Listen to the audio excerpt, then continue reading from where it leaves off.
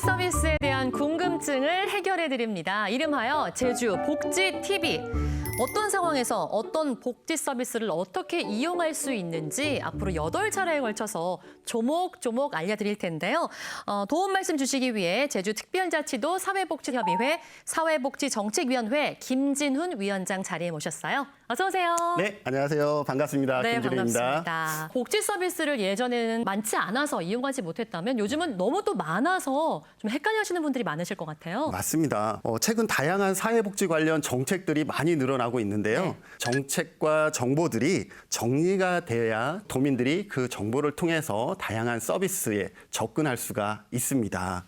특히 우리나라는 사회복지 서비스가 신청주의를 원칙으로 하고 있기 때문에 정보를 모르면 신청할 수가 없어요. 신청주의라 하면 신청해야 받을 수 있는 그렇죠. 거예요? 아. 그래서 우리 도에서 통합복지 하나로라는 사업을 추진 중에 있습니다. 통합복지 하나로? 네, 맞습니다. 그래, 어떤 사업인가요? 통합복지 하나로는 보건복지 서비스에 욕구가 있는 주민이라면 누구나 손쉽게 원활한 방법으로 복지 정보를 얻고 복지 서비스를 이용할 수 있도록 복지 정보에 대한 접근성을 높이는 것이라고 할 수가 있습니다. 개개인의 상황에 맞게 네. 또 원하는 서비스에 맞게 지원을 해준다는 말씀이신 거잖아요. 네, 맞습니다. 아니, 저는 사실 좀 아이를 지금 키우고 있기 때문에 저 같은 분들은 자녀 돌봄이나 혹은 뭐 교육과 관련된 것들이 뭐가 있을까 좀 궁금해하실 것 같아요. 네. 돌봄 서비스로는요. 네. 온종일 돌봄 서비스라 그래서 네. 초등 돌봄 교실이 있고 지역아동센터,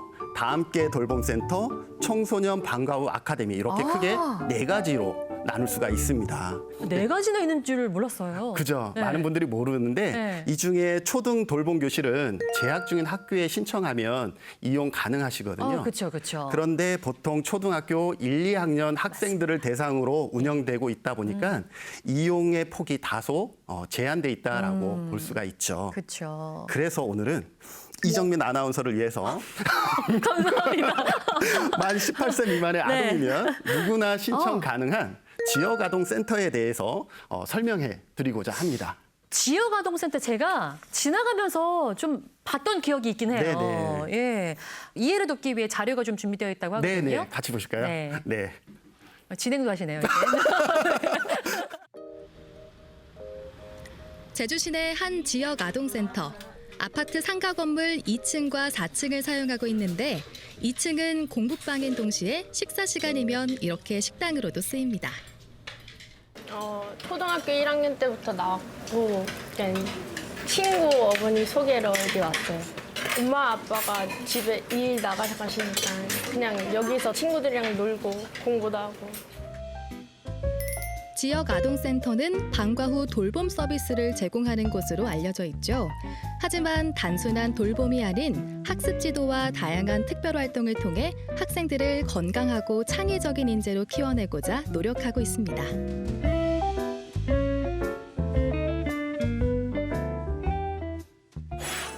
자, 여기가 바로 우리 제1지역 아동센터 아이들이 다육이를 키우고 있는 장소입니다.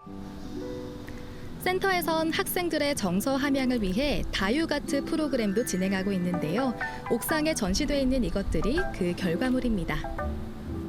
애들이 요즘은 핸드폰이 나오면서 거기만 빠지다 보니까 그래서 생각을 해낸 게 토요일 날만큼이라도 뭔가 동적인 활동을 좀 시키자. 그래서 바닷가 오름 인근에 있는 곳에 가서 나무 소재라든가 아니면 소라 껍질 같은 거를 주워다가 다육이를 접목을 시켰어요. 그래서 내년 5월 달이면 카네이션 엽서까지 만들어서 경로당 등에 아이들이 직접 드리고 있거든요.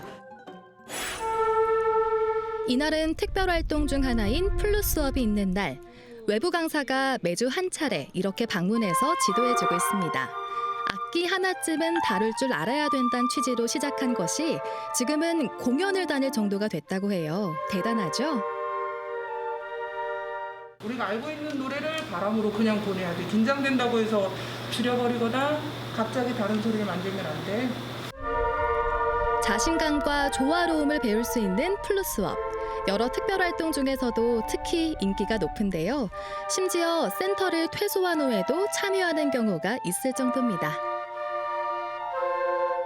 막 한 달에 한 번씩 그 요양원 공연 다니는데 그것도 이제 평소에 못 해보는 일이니까 해보고 싶고 또 플룻이 쉽게 접해볼 수 없잖아요. 그래가지고 해보고 싶어서 하게 됐어요.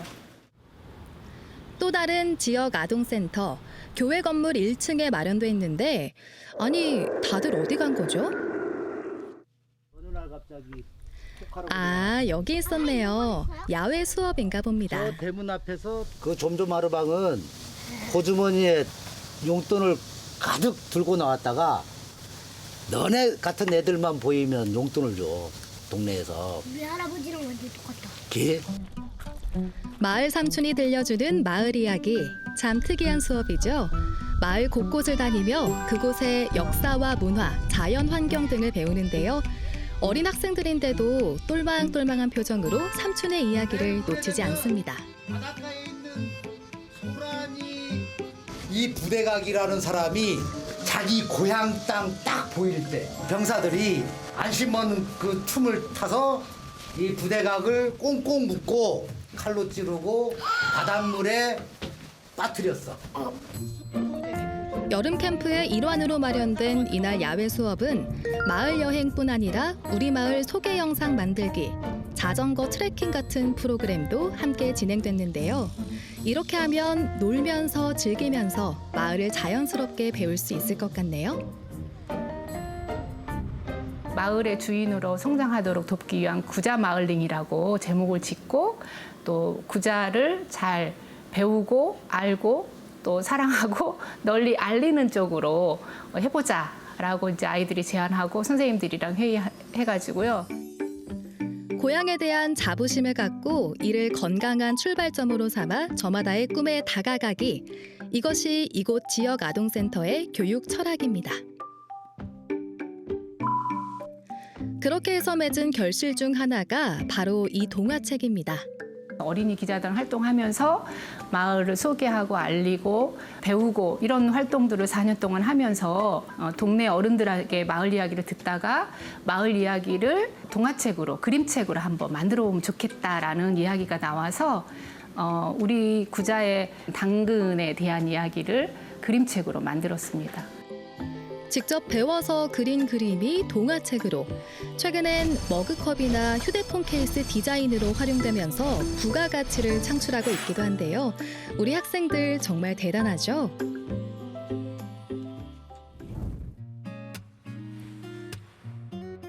단순한 돌봄의 역할을 넘어 학생들의 재능을 키우고 꿈에 한 걸음 한 걸음 다가갈 수 있도록 돕는 곳, 지역 아동센터입니다.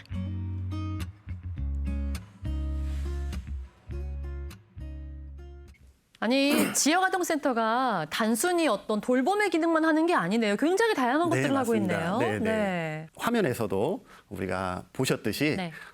또 하나의 학교, 또 하나의 가정, 또 하나의 학원, 또 하나의 놀이터로서 이 모든 게 한 자리에 모여 있는 듯한 그러한 작은 세상이라고 보시면 될 것 같습니다. 그러면 이런 지역아동센터가 제주에서는 몇 곳이나 운영이 되고 있어요? 네, 제주에서는 지금 66개소가 운영이 되고 있습니다. 꽤 많은 숫자가 운영이 되고 네. 있군요. 근데 제주도에 43개 읍면동이 있잖아요. 네네. 지역아동센터가 없는 읍면동이 아직까지 있습니다. 아, 그래요? 네, 제가 알고 있기로는 이 프로가 엄청 인기 있는 프로라고 알고 있는데 네네.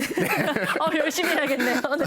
네, 지금 이 프로를 보고 계신 많은 이렇게 지역 주민과 정치하시는 분들이 우리 마을에 적어도 이러한 그 종합적인 지역아동센터가 마을에 한 개소 이상은 설치될 수 있도록 네. 좀 많은 협조와 지원을 해주셨으면 좋을 것 같습니다. 아마 방송을 보신다면 꼭 우리도 운영해야겠다 이런 그렇죠. 생각을 네. 하실 것 같은데 이 좋은 센터를 누구나 그냥 원하면 이용할 수가 있는 거예요? 만 18세 미만의 모든 아동이면 이용이 가능합니다. 다만 입소 신청자가 많을 경우가 있잖아요. 예. 네, 그런 경우는 소득 기준이라든지 가구 특성 등을 살펴봐서 그 취약한 아동을 우선적으로 이용 가능하도록 하고 있습니다. 근데 이렇게 다양한 프로그램들이 운영이 되는데 이거 비용이 좀 많이 들지 않을까 생각이 들거든요. 네네. 많은 분들이 비용 걱정을 많이 하시는데 지역아동센터 이용료는 무료입니다. 이걸 다 무료로 해주신다고요? 네. 근데 아까 식사도 하던데요? 네네네. 식사도 그러면? 그렇죠. 세상에나. 이런 좋은 서비스가 있었다고요? 네, 맞습니다. 와, 그렇군요. 아니 근데 지금 사실 상황이 네. 코로나19 때문에 뭔가 네. 좀 조심스럽잖아요, 사실. 네, 맞습니다. 그 활동을 좀 하기 쉽지 않지 않을까 이런 생각도 드는데 어떠세요? 그래요. 지난 1학기죠. 개강을 앞두고 예. 갑작스러운 코로나19로 도내 66개소 지역아동센터도 마찬가지로 임시 휴원에 들어갔습니다. 아, 그래요. 그런데 예. 실제로 운영이 중단된 게 아니라요. 예. 개학 이후에 공교육이 시작이 되면서 부모님들이 전부 다 이게 온라인 학습으로 예, 전환이 맞아요. 됐잖아요. 근데 부모님들조차도 이것을 어떻게 해야 되는지 몇 시에 이걸 봐야 되는지 이게 너무 힘들었거든요. 맞아요. 그런데 그렇습니다. 지역아동센터에서는 예. 선생님 두 분, 세 분이 그 20명, 30명에 되는 아이들의 이 공교육까지도 전부 다 관리해주고 하다못해 출석 관리도 해주고요. 그다음에 과제가 계속 나오면 네네. 그 과제도 끊임없이 네, 옆에서 네. 지켜봐주고 또 할 수 있도록 이렇게 도와주었습니다. 아니 보통 이제 엄마들끼리 그런 얘기 하거든요. 네. 아이들이 어린이집 다닐 때가 더 좋았다고. 네네. 왜냐하면 돌봄 시간이 훨씬 기니까. 근데 학교를 가면은 일찍 학교를 하니까 그 뒤에 이제 공백이 워낙 많단 말이에요. 근데 이렇게 다양한 프로그램으로 긴급 돌봄 서비스까지 또 원격 네. 수업이 이루어질 때는 해주시니까 네. 부모 입장에서는 좋지만 선생님들 너무 고생하시는 거 아닌가요? 정말로 예. 정말로 고생을 많이 했습니다. 네. 왜냐하면 평상시에 운영되던 그런 어떤 틀에서 이제 전혀 새로운 틀로 아이들에게 접근해야 되는데 아이들도 상당히 긴장된 상황이었고 그렇죠. 또 선생님들도 조심할 수밖에 없는 상황이었기 때문에 상당히 이렇게 많은 고생과 수고로 지난 한 학기를 보냈습니다. 그렇군요. 네. 아마 지금 시청하시는 분들 가운데 이제 부모님들 그러니까 이거 어떻게 신청하는 거냐고요? 라고 지금 맞습니다. 네, 궁금해하실 것 같은데 신청 방법 좀 알려주세요. 네, 지금까지 이렇게 지역아동센터에 대해서 설명을 들으셨다면 그죠? 우리 아이도 이용했으면 좋겠네 네. 이렇게 다 생각을 하실 건데요. 읍면동 사무소나 아니면 그 센터를 방문해서 그 신청서를 작성해서 제출해 주시면 네. 그 심사를 통해서 이용할 수가 있습니다. 그런데 지금 또 다시 코로나19가 예, 발생하고 예. 있고 또 어딘가 방문하기가 상당히 쉽지가 않은 상황이잖아요. 그쵸. 그래서 온라인으로도 신청이 가능합니다. 아, 온라인으로도 신청이 네. 가능해요? 네네. 네, 인터넷 검색창에 정부 24를 아, 치고 예.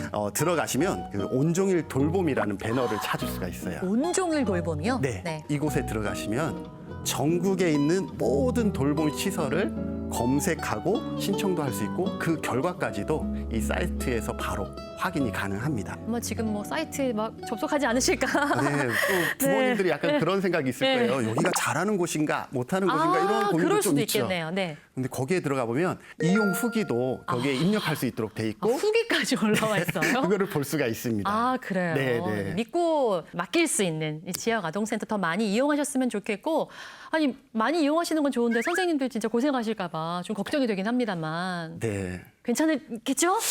아마 이 방송을 통해서도 보고 또 지역사회에서 보면 네. 더 많은 지원과 자원봉사와 네. 이러한 물결이 끊이지 않지 않을까라는 기대를 해봅니다. 네, 오늘은 이렇게 지역아동센터에 대해서 알아봤고요. 다음 시간에는 저희가 청소년 문화의 집에 대해서 또 이야기 나누도록 하겠습니다. 여러분 많은 관심 부탁드리겠습니다. 함께해 주신 김진훈 위원장님 고맙습니다. 네, 수고하셨습니다.